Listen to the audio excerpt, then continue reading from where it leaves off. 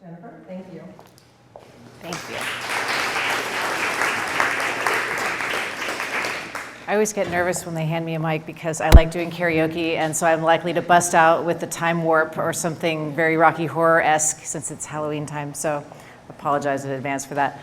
Normally I can just project out because I have good diaphragmatic support, but in the essence of looking more professional, I'm going to carry a mic around tonight. So again, my name is Jennifer, and I am the clinical director at Muirwood, which is a residential treatment program in Petaluma for adolescent boys struggling with substance abuse and co-occurring mental health disorders. And I'm going to talk to you this evening about weed in particular, but also how you can get the conversation started with your kids or your nieces or your nephews or people that you are concerned about. Because if we don't talk about it, then we don't know what's going on and we can't understand it and treat it. So I'm gonna have this PowerPoint available. If you're interested, we can email it to you. So tonight we're gonna talk about marijuana then and now. I'm gonna do a little historical retrospective on it. We're gonna talk about brain complications as a result of cannabis use, and then we're gonna talk about tips for how you can get the conversation started. So hopefully you'll walk away this evening with some actual tools you can use, or some things that you can start to explore yourself on your own time, do some more deep dive research. So one of the best resources we have for understanding adolescent substance abuse is the Monitoring the Future study. And this study has been going on since 1975, and it has surveyed over 40,000 teenagers. So it's a huge body of information.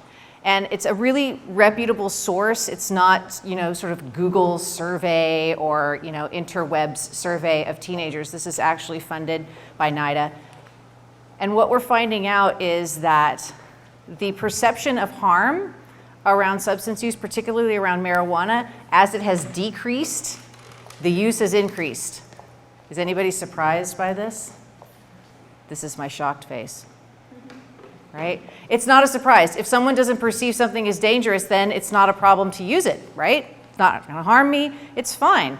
This is the argument that I often hear from the young gentlemen that I treat when they try to tell me about how healthy marijuana is.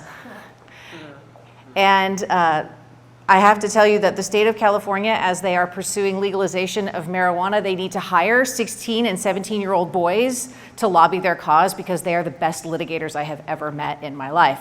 And they have tried to convince me that marijuana is healthy, it's organic, it's green, it should be considered a vegetable. Frankly, it should be on the food pyramid. And Michelle Obama has it all wrong. So again, it's not perceived as being dangerous. And many of you are probably sitting here thinking, yeah, whatever, weed's not that big of a deal, maybe somebody maybe none of you in here, but maybe somebody smoked a little grass in Golden Gate Park in the 60s and the 70s, and I'm not saying any of you did that, but what we're talking about now is a different animal. This is where we started, right? How many of you have seen Reefer Madness? Okay, yeah. Reefer Madness, this is we all joked about, right? You take one hit off of marijuana and you turn into a raping and pillaging crazy person, right? So this was where the pendulum started. And now it's swung the other way, right? Marijuana is healthy, it's legal, it's medicinal, there's all these great uses for it, there's tons and tons of research, all of that. It's not as dangerous. Again, the perception is that it's helpful and it's beneficial. Yes, and it's also really dangerous. And so rather than get into the rhetoric around whether or not it's good or bad, I'm going to arm you with science, because science is really hard to argue with. And in my experience of working with excellent litigator teenagers, I can disappear down the rabbit hole of legalization, good versus bad, healthy, not healthy. I can disappear into that indefinitely, but it's hard to disappear into science, right? So delta-9 tetrahydrocannabinol, also known as THC, which is the psychoactive substance in marijuana. That's what it looks like to scientists. That's the molecular compound. That's what it looks like to stoners. This is a picture of the winner of 2015's Cannabis Cup. The Olympics for stoners. This is where all the great botanists come together and they put their weed up for show and they get judged and graded and they win awards and prizes. This winner right now has a THC content of 33%. Remember that number. I'm going to come back to that. So in the 1960s, Golden Gate Park, summer of love, smoking weed, having a great time, listening to the Dead, all of that good stuff. The best weed that you could get, the very best stuff from the very most connected dealer you could find, had maybe 2 to 5% THC.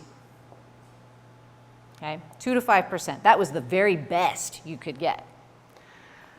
In the early 2000s, the very best you could get was 8 to 10% THC. Now, in the last 10 years, the THC concentration of the marijuana on the street is 20 to 30%. So it has basically gone 5 to 6 times stronger than it was just 20 years ago. So the weed that was being smoked in Golden Gate Park in the 60s is equivalent of drinking a Bud Light. So we'll refer to it as Bud Light. The weed of today is equivalent to drinking Everclear. It's not even the same animal anymore. And so the thing that I hear so often from parents and from educators and just people in the general public, they say, well, weed's not that bad, right? It's not a big deal. It wasn't back in the day. It wasn't a big deal. But it is a big deal now because it's not the same as it was. It's way more potent and way more dangerous and way more habit forming than it ever was. So what does it do to the teenage brain? Okay, how many of you remember being a teenager? Show of hands. All right, those of you who aren't raising your hands, stick around for my class on denial. Because remember, when you were a teenager, if you don't remember it, I encourage you to think back to being a teenager. It was a crazy time. Those of you who are parents of teenagers going, yeah, it's a crazy time, right? Every day, it's up, it's down, it's left, it's right. That's why we don't diagnose personality disorders in adolescence, because adolescence is one giant personality disorder. It's you're happy, you're sad, you're mad, you're glad, you love someone, you hate someone, you hate yourself, you love yourself. It's all over the map, okay? That's because the adolescent brain is undergoing the most growth at this time period. The only other time it was growing this rapidly was when that baby was in utero. Okay, so the teenage brain is growing at such a rapid pace. There's all kinds of stuff happening in there. It's crazy just all by itself because it's growing and pruning and solidifying and making connections and forming habits that are going to last throughout the course of that person's life. And so you can see here, these are all the areas that are affected by THC. So when someone ingests THC, these are all the areas of the brain that get impacted by it, right? So your amygdala gets impacted, right? It controls emotions and fear and anxiety, also makes you panicked and paranoid. Yeah, you're nodding your head. Yeah, I've known a few paranoid stoners in my time. It's not pretty, right? But you can see, if you have a teenage brain that's already kind of crazy, just by itself, just on its own, and it's totally natural and totally normal, if you flood it with a substance that exacerbates that, you put your brain in a really dangerous position. So this is what we're used to looking for, right? In terms of what we're smoking with. Okay, does everybody know what that is? It's not a vase. It is a bong. Excellent. Water pipe if you're in the Haight-Ashbury, right? So this is what we used to look for, right? When you search your kids' rooms, when your parents were searching your rooms, they were looking for these things. They were looking for roach clips and papers, and they were looking for all these different things because these were evidence that you were smoking weed, or your friends, or your sister, or whomever, not you. This is what we're looking for now. Anybody know what these are? You guys know. Don't cheat. Do y'all know what these are? These are vapes, right? So what vapes? You know, that's just, it's water vapor, it's watermelon flavored, it's totally fine, it's totally natural, it's better than cigarettes.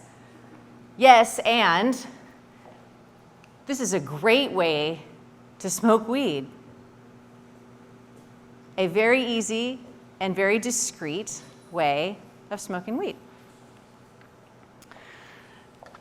And so what we're finding now is that it's not just get some weed from your buddy, find a guy who has a bong, meet up on a Saturday night and get stoned, right? That's the process that people used to go through. It was a chore to get stoned. With vapes, and what we're now finding is BHO, or butane hash oil, which is when they take the bud weed and using butane, they extract the THC off of it, creating an oily or waxy-like substance that goes into the vape pen. It has 50 to 90% THC concentration. So if we go back, remember that guy? What was that number there? 33%. Yeah, and you guys are going, whoa, 33% compared to, 2 to 5% back in the day. 50 to 90% THC. And the tricky part is that this can be smoked all day, every day, and there's no odor. And so what we're finding out is that people are smoking this high potency cannabis extract out of something that's no bigger than this, easily tucked in a pocket, a backpack, a jacket. And there are some students, not at this high school, of course, but there are some students who are smoking in class. Teacher turns their back, take a hit off your vape, nobody's the wiser. So what happens is, instead of getting stoned on a Friday night, going to a party, whatever, having a good time, the whole adolescent rite of passage thing, whatever it is, it's now morning, afternoon, evening, before bed. It becomes a habit. It becomes a habit because the higher the THC concentration, the more likely one is to develop a dependency. And so a lot of people used to say, oh, well, you can't get addicted to weed. That was true back in the day. It's not true now because of this high potency THC that's flooding the brain. The brain can't help but become dependent upon it. And so we find that we're having kids that are experiencing physiological dependency on marijuana. So it's not just, oh, I like it, it makes me feel good, I want to do it again. It's that it becomes physiologically dependent, much like any other substance that you use. But if you're health conscious and you don't want to smoke, you can ingest it. This is an actual product, by the way. I did not make this up. This is an actual product that is sold in Colorado. This is the Boulder Bar that has lab tested of 100 micrograms of THC. But if that's not enough, you can get the Mile High Mint Bar that has 210 micrograms of THC. Or if you really want to have a good time, you can get this Mile Higher Bar that has 500 micrograms of THC. This is an excerpt off of their website. 1 square of this chocolate bar every 2 hours. 1 square every 2 hours. And then you need to wait to see how stoned you're going to get off of this 1 square of chocolate. Okay? I don't know about y'all, but I love chocolate. You sit me down in front of a Hershey bar and say, eat 1 square and wait 2 hours. I'm not going to be able to do that. Now get me stoned and sit me in front of a chocolate bar and tell me to eat 1 square and wait 2 hours? Okay, sure. It doesn't work that way. So in theory, oh sure, yeah, I can dose myself out and this is totally safe and this is fine, but you don't know. You don't know. And so it's not about, oh, I'm smoking it and I'm getting stoned, or it's now I'm eating it and getting stoned. And okay, your kid comes home and they've got a chocolate bar. Oh, you got a Boulder Bar. Oh, that's cool. It must be a new chocolate bar I've never heard of. And yeah, it's a new chocolate bar, all right. And we're going to take it. And yeah, oh yeah, I'm going to have one. And it's really not It's not the same animal as it was. And we're going to be faced with this. I was just lecturing in Denver last week at Betty Ford. Denver is dealing with this right now. And we're going to be dealing with it when marijuana gets legalized in California, which is just inevitable that it's going to get legalized here. And we're going to be dealing with shops, with edibles, with weed soda and weed lollipops and weed gummy bears and all of this stuff that's going to be here in Marin County very soon. So we have to understand the animal that we're faced with, and we have to understand what it's doing and why it's different now. And why it's not just, oh, smoke a little weed and it's okay, because it just isn't the same anymore. Because what's happening, and I'm seeing this a lot in the kids that I treat, about 85% of the kids that I treat only smoke weed. That's it. They're only smoking weed, but they're smoking a lot of it. And when they stop smoking weed, we're seeing that they have cannabis withdrawal syndrome, which is actually now an actual thing that's in the DSM-5, which is the Diagnostic and Statistical Manual of Mental Disorders, right? It is the Bible for those of us therapist type people. It's an actual thing. And so we're seeing these symptoms, flu-like symptoms, agitation, anxiety, nausea, I can't sleep, I'm super irritable, all of these things that I used to see when I detoxed opiate addicts. This is for kids that are just smoking weed. And anecdotally, skinnier kids have a harder detox. Do you know why? Because THC is a fat-soluble molecule. It is stored in your fat cells. And so if you smoke weed, it is stored in your fat cells. If you don't have a lot of fat and you quit smoking weed, it flushes out of your system pretty rapidly, right? And so the kids that I've treated, the skinnier kids, are showing more severe symptoms. I don't have any peer-reviewed journal science to back that up. That's just what I see on the ground with it. I had a kid that came into treatment and he said, he'd only been smoking weed and he started feeling like this. He said, oh, Jennifer, I think I have the flu. I said, no, you're detoxing. He says, that's not possible. I said, absolutely, it is possible. You don't have the flu. You're coming off of weed. And that was really hard for him to understand because he had been told you can't get addicted to it. It's not a problem, whatever. It's fine. It's not fine. But the scarier thing that we need to consider is that there are more cases of cannabis-induced psychosis that are being reported now with the higher potency marijuana that's on the market, with the extracts, with the edibles. There's more people that are experiencing psychotic symptoms as a result of smoking weed. I had a young man come into treatment, 15 years old, had only smoked weed. Both of his parents were in recovery, by the way. Both of his parents had 25 years clean and sober. But they felt like they needed to let their kid experiment with weed because, they needed to help him see that smoking weed was probably not a good thing, but he needed to learn it for himself. So he had only smoked weed, but he was smoking dabs, he was smoking extracts. So he was smoking the high potency stuff. And his parents brought him in for treatment and he sat in my office, 15 years old, had only smoked weed as verified by a lab verified UA. And he was convinced that the CIA was about to bust in the door, that my computer was reading his thoughts and transmitting it to the DEA, that the pictures on my wall were talking to him, and he asked me to turn down the music because it was too loud. And there was no music in my office. This young man was psychotic from cannabis. And there's a lot of discussion about, does weed make you crazy? Were you going to be crazy and the weed just sped it up? It doesn't really matter. If your 15-year-old is psychotic, it doesn't really matter what got him there. As a parent, you don't want to see your child suffer. And so it's not to say that every kid that smokes weed is going to become psychotic, but you need to know that that's a risk.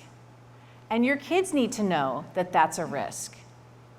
Again, it's not to say that it happens to everybody. It may not happen to your kid. It may not happen to you. It may not happen to anybody you know, but it's a risk factor. And it's a risk factor that you need to know about. And the science is now backing it up. See, the science is catching up. The thing about science and the thing about studying the effect of something is that we have to wait. We don't get immediate responses on things. Denver is a guinea pig right now. In about 5 to 10 years, we're going to know the impact of legalized marijuana on the health system, on the school system, on children, on adults. We're not going to know that right now because it takes time to study these things. It takes time to study the trends. But what they're finding, a study that was just released this year in The Lancet, was that in London, of the people that were smoking what they call skunk-like cannabis, that's what they call it in London, skunk weed, because it stinks like a skunk. If you've never smelled it, that's what it smells like. Of the people that had first onset psychotic symptoms that were treated in the hospital, they found that those that were smoking skunk-like cannabis had a 5 times higher risk of developing psychosis. This is brand new research. So it's important to know that we're now starting to see the consequences of this high-grade cannabis that's on the market. And this skunk-like cannabis only had 14 to 15% THC. So that's like mid-grade stuff, right? That's not even the winner of the Cannabis Cup, which was 33%, exactly. So you can see if people who are smoking 14 to 15% THC weed and they're more likely to develop psychosis, it's hard to argue with the science. Now again, it's not to say everybody's going to develop it. It's not to say your kid's going to develop it. But again, knowing is half the battle. And it's really important to know what it is that your kids are being exposed to and how different it is. One of the most impressive studies that has came out of New Zealand. If you haven't looked at this study, if you haven't heard of this study, I highly recommend you check it out. This was a longitudinal study. It was the first of its kind. They studied 1,000 children that were born in this town in New Zealand in 1972 and 1973. They studied them over the course of 20 years. Same control group.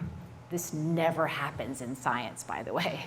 Same control group, right? And they tested them periodically throughout the course of that 20 years for substance use and for mental health functioning and for cognitive functioning.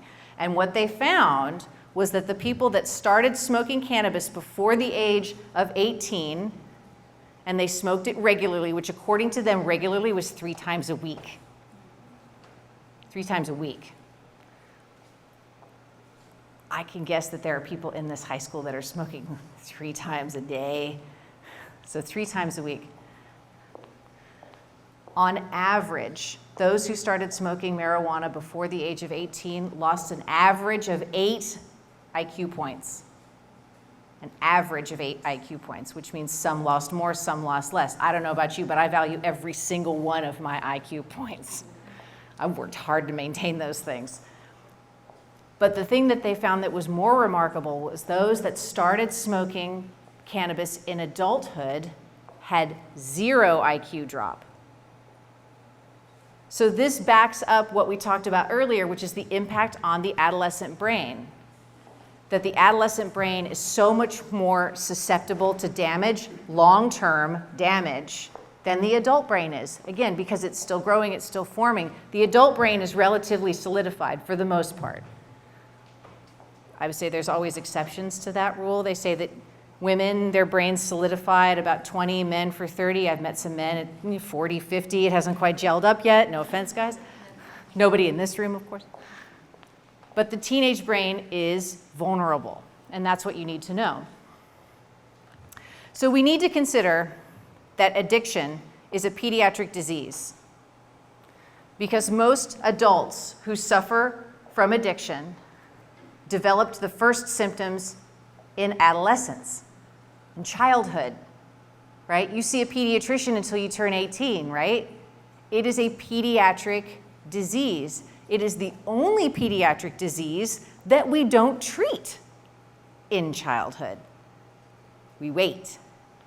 We wait until adulthood. We wait until college. We wait until they're out of the house. We wait until something cataclysmic happens. We don't intervene when it's in its infancy, when the disease is starting to grow within the individual. And that's because we've been trained to wait for someone to hit a bottom. We've been trained and told that person has to hit their bottom before we can intervene. There's something bad has to happen. They need to come to the realization that they need to stop. And okay, that's great. That's a very adult way of thinking about something. Well, we're not dealing with adults. We're dealing with a forming brain that doesn't think like a grown-up. All of us that survived adolescence, we have the luxury of being able to view it from 30,000 feet. We are not in the trench, right? Adolescents are in the trench with it, okay? So we have to look at substance use in adolescence as a constellation of issues. It's not just a straight down trajectory where someone hits a bottom and then we intervene. We have to look at it as there's points on a constellation, and at any one of these points we can intervene. At any one of these points we can step in and say, I think something's not going well, we need to get some help. Abandonment of moral compass. This is a tricky one, right? There's a lot of value judgment in that. I'll tell you a story of a young man, 14 years old, had been smoking weed for 6 months. Didn't have a very heavy habit, right? His parents put him into rehab because he stole his mother's OxyContin to sell it to get money to buy weed. His mother, who was dying of stage 4 metastatic melanoma brain cancer. Sounds like an abandonment of one's moral compass. He didn't have any of these other things. He was still doing okay in school. He didn't have any legal problems. He was still sort of getting along with his parents, not really, but sort of.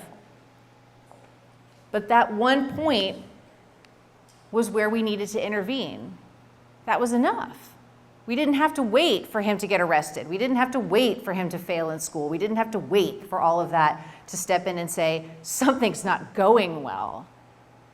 And so early intervention is the thing that I want y'all to think about. And early intervention doesn't have to be you send your kid to rehab. That's the thing. You're likely to not have to send your kid to rehab if you intervene early. That's the beauty of it. If you intervene early and you deal with it, then you can avoid a lot of the other repercussions and the collateral damage that comes from avoiding it. So what do we do now? Okay? We know the beast. How do we deal with it? Okay? So we talk. We talk. Many people think if we don't talk to our kids about drugs, they won't do them. It's like if we don't talk to them about sex, they're not going to have it. That didn't work. It doesn't work. It doesn't work with this either. So don't be afraid to start the conversation. Start it early. People ask me, when is an appropriate age to start talking to my kids about drugs? The earlier, the better. Because by the time you hit middle school, middle school-ish, middle school, it's there, they're being exposed to it. So if you wait until they, freshman, sophomore year, and you sit them down to have the talk about drugs, they already know about it. They know way more than you ever will. So start the conversation early. Don't be afraid of it. Don't be afraid to ask, what's the culture at your school like, right? What's going on at school? Are people talking about drugs? Do you see people using drugs? And not like an interrogation, right? But just a conversation. Just talk about it, right? Ask if they feel pressured to use. Ask if their friends are feeling pressured to use. Just try to get a view of the landscape. What is it that your kid is being exposed to? What are they struggling with? What are they seeing? They're really great information sources. And they know way more than we give them credit for.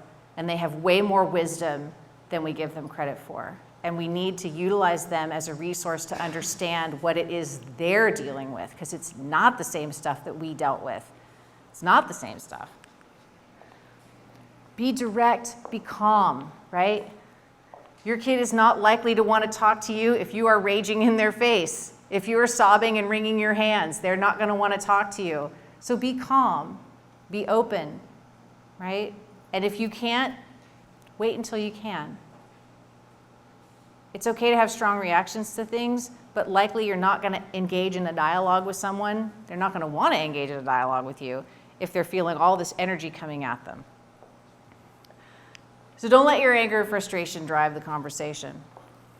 And approach from a genuine place of concern, of curiosity. I want to know more. And I want to know more not because I want to bust you with that information. I want to know more because I want to understand. Because again, like I said, they have a ton of wisdom. They know more than you think they know. Be curious, ask questions, be open-minded to understand what they're dealing with, what they're thinking, what they're seeing. And listen. Most of the families that I work with, they mean well, they're lovely, they're wonderful families, but they don't know how to listen very well. Because oftentimes, instead of listening, we're just waiting to respond. Think about that. We're not really listening often, we're just waiting to respond. We're forming a rebuttal. We're gathering evidentiary support for our claim. We're not really listening. I'm not saying you have to agree with what you hear, not by any means, but listen, because you'll understand it better if you're listening. And make an effort to understand the pressures that your kids are under. I lecture at high schools all over the Bay Area, some of the best high schools in the Bay Area. Every single kid that I talk to, when I ask them, are you stressed? They raise their hands. Yes. 15-year-olds who are worried about what college they're going to get into, who say, my parents want me to do well, I want to do well, my coaches want to do well. They're under a tremendous amount of pressure. They're under a tremendous amount of social pressure to fit in. The thing about being an adolescent is that you need to be in the middle of the herd, because what happens when you're on the edge of the herd? You get picked off. So I got to find a herd. And oftentimes, the substance-using herd is the most accepting. There's not a high price of admission to get into that herd, like some of the other herds that are a little bit harder to break into. And the big one is the self-medicating of emotional issues, because do not underestimate how hard it is to be an adolescent today. It's way harder than it was when I was a teenager, which, I'd like to think was not that long ago, but it feels like it was a million years ago. I wouldn't go back to being a teenager. If you gave me $1 million right now, I would say no thanks. It's terrible, it's hard, it's stressful, it's emotional. There's a lot of stuff going on: anxiety, depression, self-esteem, identity issues, sexual issues. There's all kinds of stuff. You need to understand that. Understand what your kids are struggling with, what their friends are struggling with. Because if your kid's not struggling with it, I can guarantee you that someone they're friends with is. And so if it's not your kid, it's somebody else's kid. And if you can't help your kid, you can help somebody else's kid. So understand it, and understand that substance abuse is a symptom of a larger problem. It is a symptom of a larger problem. Understand what that larger problem is. You can chase the symptom all day long. You can chase that symptom by monitoring the phone, taking away the phone, taking away the keys, taking away the money, keeping them on lockdown, telling them who they can hang out with, where they can hang out, putting monitors on their phone, putting monitors on their cars. Is any of this sounding familiar to any of you? Yeah, it doesn't work, because that treats the symptom. It doesn't treat the problem. So like any good treatment, we need to go to the problem. And the problem oftentimes, most of the time, lies in emotional distress, relationship distress. So we need to treat that. Understand what your boundaries are in your family. And this is a big one. Because if the culture of your family is that it's okay to use drugs so long as you keep it together in school, so long as you keep it together on the field, if that's the message that gets sent, don't be surprised if it gets out of control. Because if the messaging is it's totally cool for you to smoke weed or drink or do whatever you want so long as you keep it together, it's really hard to do that. So in your family, you need to know what the culture is about your expectations for substance use. And mom and dad, or mom and mom, or dad and dad, whoever the primary caregivers are, have got to be on the same page. Because teenagers are the best litigators you will ever meet, and they will exploit a loophole like no other. Mom says no, dad says yes. All right, that seems pretty clear. I know who I'm going to talk to. Dad says, nah. Mom says, absolutely not. I know who I'm going to talk to. Then mom and dad start fighting, right? Then there's all kinds of stress and turmoil in the house ad infinitum. right? Mom and dad have got to be on the same page. And the rules in your house, the culture in your house, does not have to be the culture of your neighbor's house or your friend's house or the house you grew up in. It's what's important to you, what your expectations are, what your values are, and communicate those really clearly. I mean, I had a young man who came into treatment. His parents had said, just don't smoke in the house. So he built a shack in the backyard, and he smoked in his shack. He was very industrious. Well, after a while, he never came in the house. He just stayed in his shack. And his parents said, oh my God, you have a terrible problem. You're living in a shack in our backyard. Well, they told him not to smoke in the house. Kind of a mixed message. And so this is where I really encourage you to kind of do some self-reflection on what your expectations are and what messaging you're sending to your kid. And if you didn't know any of this stuff about weed before tonight, maybe you need to, reassess your views on it and reassess how you deal with it in your house. How you deal with it in your house is up to you. But like I said, I encourage people to be informed consumers, right? Make the decision knowing what you're dealing with. So get educated. Understand what kids are using and why. Understand, and this is just weed. I mean, I can go into pharmaceuticals, that's a whole other 2-hour conversation. But understand what dabs are, understand what oil is, understand what extracts are, understand what these things are and what they do to the brain and how accessible they are and where to get them and what they do. And avoid the rabbit hole of debate. Because, I'll see you next year because you'll never get out of it. It's impossible to get out of because it's like any good debate. I can't convince you that you're wrong, right? We will agree to disagree. Yes, that's great. We'll agree to disagree, and the problem will still persist. And understand marijuana dependency. Understand that it is a real thing. Understand that it is a real thing and that cannabis withdrawal syndrome is a real thing. And know what the symptoms of cannabis withdrawal syndrome are, because if your child is exhibiting those symptoms come Monday or Tuesday, after a long weekend out with friends, maybe you want to check in, right? Maybe it's not just they get a flu every week, or every 3 weeks. Maybe not. Maybe it is. I don't know. But I'm just saying, it might be something you want to take a look at because it is a real thing. So if you find that your kid has a problem, if you find that your kid needs help, intervene early. I can't stress that enough. Don't wait. Don't wait for the big event. Don't wait for the bottom. Don't wait for the bottom to drop out, as it were. Get help. And like I said, help does not have to be rehab. Help can be a good therapist. Help can be an outpatient support group. Help can be family therapy. I can't tell you how many kids get sent to therapy and mom and dad don't do any work, and then the problem persists because the problem is often rooted in the family relationship. There's no shame in getting family therapy. I advocate it strongly, both as somebody who does it and somebody who went through it. It's actually kind of a good thing. It's a great place to clear the air. It's a great place to deal with the problem. Teens rarely ask for help directly. I've never once had a kid call me up and ask to come to rehab. It's never happened. But they act. The behavior is what tells you what you need to know, right? So it's not necessarily like, oh, my kid's going to tell me when things are out of control. You have to watch. You have to know. You have to be in tune. You have to pay attention, right? You have to pay attention because they're not going to tell you until it's way too late. Or the law tells you, or the dean tells you, or the hospital tells you. Talk to other parents.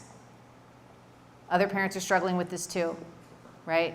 It's not like you're a bad parent if you're struggling with this.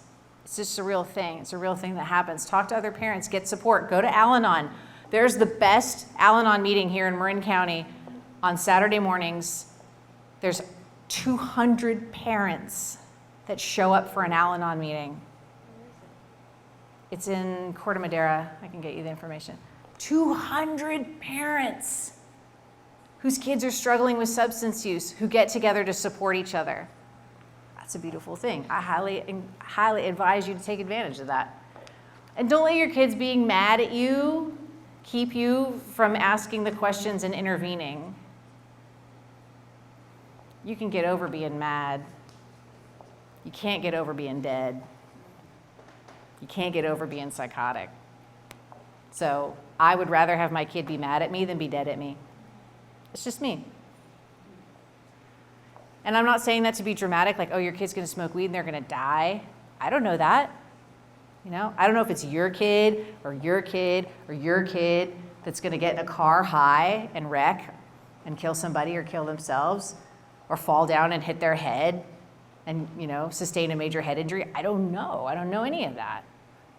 But I would rather have my kid be mad at me and know that I potentially prevented something catastrophic from happening than have them be dead or harmed at me. Be their parent. That's what they want you to do. They want you to be their parent, not their friend, in spite of what they say. And I have a kid, I know. I want to be my kid's friend, but I'd rather she be mad at me and learn than have her not learn from me. So that is the end of my programming for you. And I'm more than happy to answer questions. You have Ask It Basket questions that you can fill out. And so for the rest of the evening, the resource group is going to come up and be available to answer questions. And I'll also be available to answer questions. And so thank you very much.